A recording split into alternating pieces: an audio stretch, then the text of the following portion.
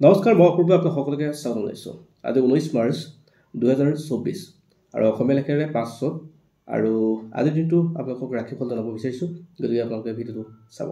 যিসকল জাতক জাতিকে মোৰ যিটো ফেচবুক পেজ, এই পেজটো যদি ফ'ল' কৰা নাই তেনেহ'লে প্ৰত্যেকে ফ'ল' কৰি ৰাখিব আৰু যদি আপোনালোকে যদি ইউটিউবত চাইছে তেনেহ'লে ছাবস্ক্ৰাইব কৰিবলৈ নাপাহৰিব। আৰু সংক্ষেপে আপোনালোকৰ সকলোকে জনাম যে আপোনালোকৰ আজিৰ দিনটো কেনে যাব বা আপোনালোকৰ কাৰণে আজিৰ দিনটো কি কাম কৰিলে শুভ হ'ব বা আপোনালোকৰ কাৰণে আজিৰ দিনটো কোনো কাম কৰিব নে নকৰিব সেই কথাও আপোনালোকক জনাম। গতিকে ভিডিঅ'টো আপোনালোকে শেষলৈকে চাব। প্ৰথম হ'ল যিসকলৰ মেঘ ৰাশিত, তো মেঘ ৰাশিৰ জাতক জাতিকাসকলৰ কাৰণে আজিৰ দিনটো খুব ভাল হ'ব, কাৰণ ভাতৃৰ পৰা তেওঁলোকৰ কাৰণে, ককাই ভাইৰ পৰা তেওঁলোকৰ কাৰণে ভাল হ'ব, তেওঁলোকে ভাল খবৰ দিব তেনেকুৱা ধৰণৰ। আৰু যিসকলৰ বিষ ৰাশিৰ জাতক জাতিকাসকলৰ কাৰণে পৰিয়ালৰ ক্ষেত্ৰত যথেষ্ট ভাল হ'ব। আৰু ঠিক তেনেকৈ যিখিনিয়ে কমিউনিকেশ্যন ক্ষেত্ৰত জড়িত হৈ আছিলে তেওঁলোকৰ কাৰণে খুব শুভ হ'ব। যিসকলৰ মিথুন ৰাশিৰ জাতক জাতিকাসকলৰ কাৰণেও দিনটো ঠিকে আছে আৰু তেওঁলোকে নিজৰ স্বাস্থ্যৰ ক্ষেত্ৰত মানে যদি আগতে খুব অশুভ আছিল তেনেহ'লে আজি আজিৰ পৰা ভাল হোৱাৰ সম্ভাৱনা থাকিব।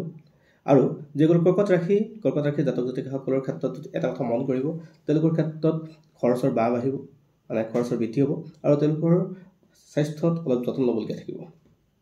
ঠিক তেনেকৈ যিসকলৰ সিংহ ৰাশিৰ জাতক জাতিকাসকলে যদি কৰ্মক্ষেত্ৰত যি কাম কৰি আছে সেই কামটোত পদোন্নতিৰ যোগ থাকে বা ব্যৱসায় বাণিজ্য কৰি আছে তেনেহ'লে সেই ব্যৱসায় মানে বৃদ্ধি হোৱাৰ সম্ভাৱনা থাকে।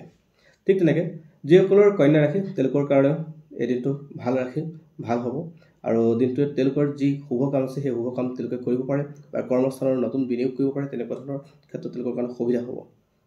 যিসকলৰ তুলা ৰাশিৰ জাতক জাতিকাসকলৰ কাৰণেও ভাগ্যৰ চক্ৰ ঘূৰাৰ দিন এইটো, গতিকে তেওঁলোকৰ কাৰণে শুভ হ'ব।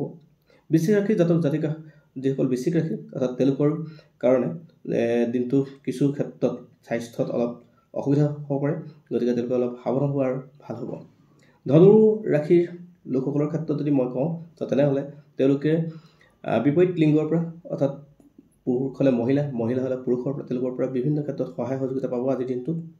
আৰু মকৰ ৰাশিৰ জাতক জাতিকাসকলৰ ক্ষেত্ৰত পুৰণি বেমাৰ আজাৰৰ ক্ষেত্ৰত তেওঁলোকে সাৱধান হ'ব লাগিব আৰু তেওঁলোকৰ ধাৰ ঋণ বৃদ্ধি হ'ব পাৰে বা হঠাৎ আজি ধাৰ ল'বলগীয়া হ'ব পাৰে। ঠিক তেনেকৈ যিসকলৰ কুম্ভ ৰাশিৰ জাতক জাতিকাসকলৰ ক্ষেত্ৰতো ঠিকে থাকে যাব। সন্তানৰ ক্ষেত্ৰত তেওঁলোকৰ কাৰণে প্ৰফিটেবল হ'ব, সন্তানে তেওঁলোকক ভাল ৰিজাল্ট দিব আজি।